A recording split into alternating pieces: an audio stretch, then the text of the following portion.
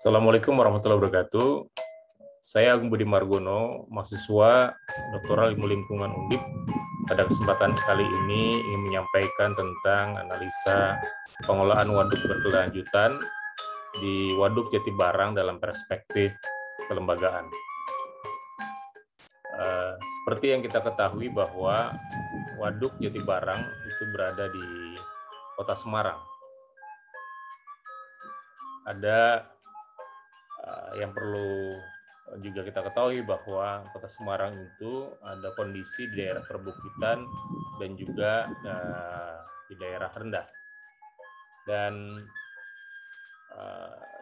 tidak lepas persoalan waduk sebagai bangunan air itu berkaitan dengan sistem drainase di Kota Semarang, di mana sistem drainase Kota Semarang itu ada 3, yaitu sistem Semarang Barat, sistem Semarang Tengah maupun juga di sistem Semarang Timur, di mana posisi Waduk Jatibarang ini mengampu di wilayah sistem Semarang Tengah.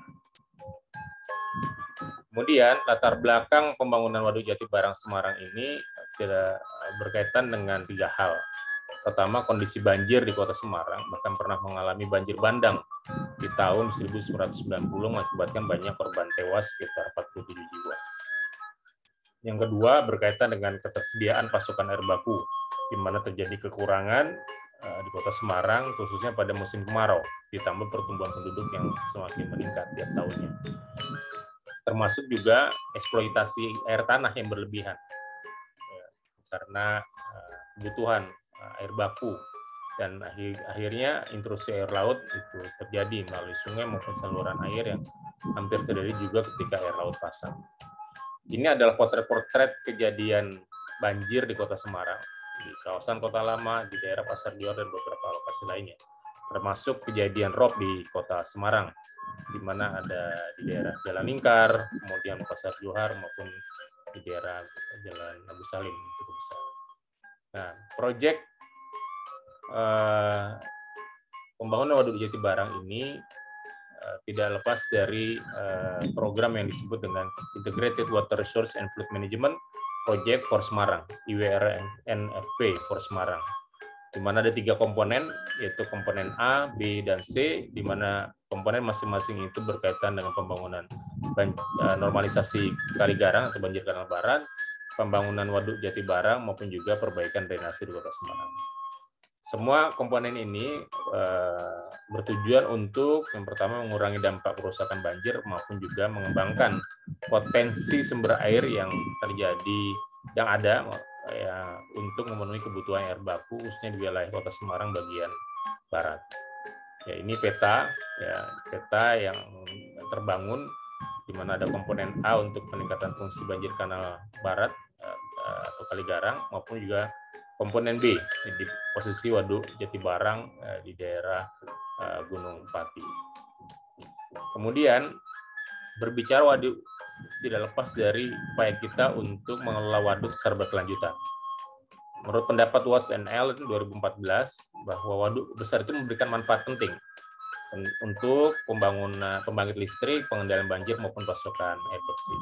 Namun kita tahu bahwa pembangunan itu pasti akan ada dampaknya, sehingga isu keberlanjutan lingkungan menjadi atensi, menjadi perhatian, agar kemanfaatan sosioekonomi dan lingkungan ini terus berlanjut atau sustainability.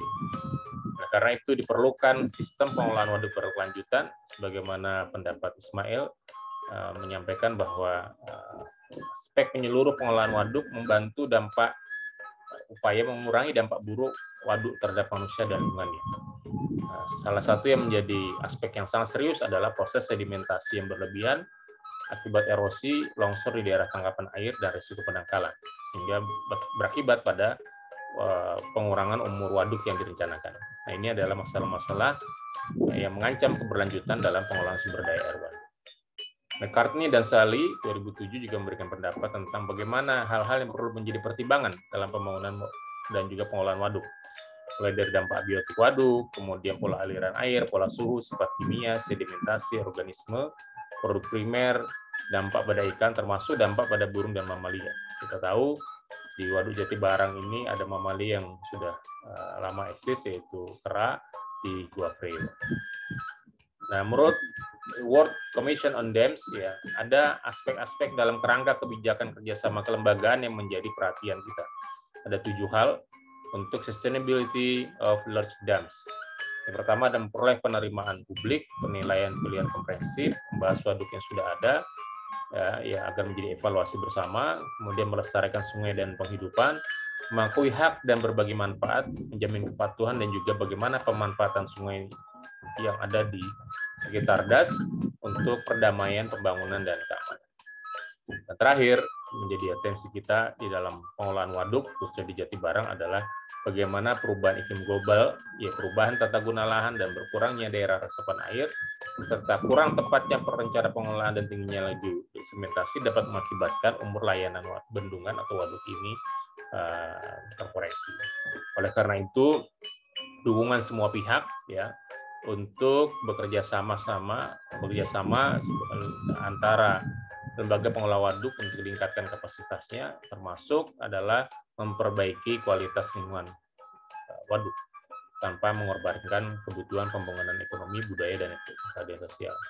Karena terjadinya perubahan iklim saat ini, kalau tidak diantisipasi, terjadi kegagalan atau mengakibatkan sebuah risiko global yang akan berdampak ke banyak pihak. Oleh karena itu, perlu ada kesinambungan antar pihak terkait, baik pemerintah, pemilik pekerjaan, operator, dan seterusnya, sehingga harus menyesuaikan pada wilayah waduk setempat, yaitu khususnya di DAS Jatibarang.